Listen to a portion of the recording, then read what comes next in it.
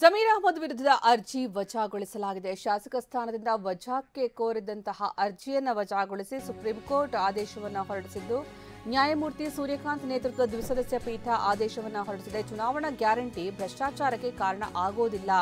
ಸಾರ್ವಜನಿಕರಿಗೆ ನೇರವಾಗಿ ಆರ್ಥಿಕ ಸಹಾಯವಾಗುತ್ತೆ. ಇದರಿಂದ ಅಭ್ಯರ್ಥಿ ಭ್ರಷ್ಟನಾಗ್ತಾನೆ ಎಂಬ ವಾದ ಸರಿ ಅಲ್ಲ ಅಂತ ಜಮೀರ್ ಅಹಮದ್ ಪ್ರಕರಣದಲ್ಲಿ ಸುಪ್ರೀಂ ಅಭಿಪ್ರಾಯವನ್ನು ವ್ಯಕ್ತಪಡಿಸಿದೆ. ಅಭ್ಯರ್ಥಿಯ ಭ್ರಷ್ಟಾಚಾರಕ್ಕೆ ಕಾರಣವಾಗುತ್ತೆ ಅನ್ನೋದು ಸೂಕ್ತವಲ್ಲ, ಅದನ್ನು ಒಪ್ಪಿಕೊಳ್ಳೋದಕ್ಕೂ ಸಾಧ್ಯವಿಲ್ಲ ಅಂತ ಸುಪ್ರೀಂ ದ್ವಿಸದಸ್ಯ ಪೀಠ ಅಭಿಪ್ರಾಯಪಟ್ಟಿದೆ. ಇದಕ್ಕೂ ಮೊದಲು ಹೈಕೋರ್ಟ್ನಲ್ಲಿ ಅರ್ಜಿ ವಜಾಗೊಂಡಿತ್ತು. ಇದನ್ನು ಪ್ರಶ್ನಿಸಿ ಶಶಾಂಕ್ ಜೆ ಶ್ರೀಧರ್ ಮೇಲ್ಮನವಿಯನ್ನ ಸಲ್ಲಿಕೆ ಮಾಡಿದ್ರು.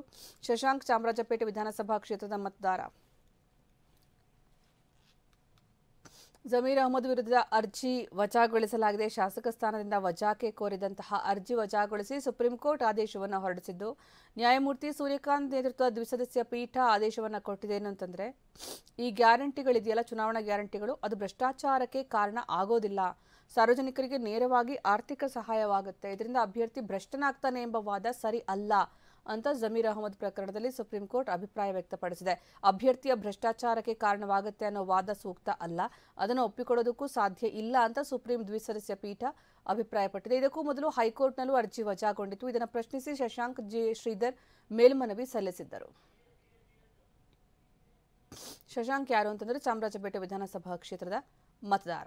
ಅರ್ಜಿ ವಜಾಗೊಳಿಸಿ ಸುಪ್ರೀಂ ಕೋರ್ಟ್ ಆದೇಶವನ್ನು ಕೊಟ್ಟಿದೆ.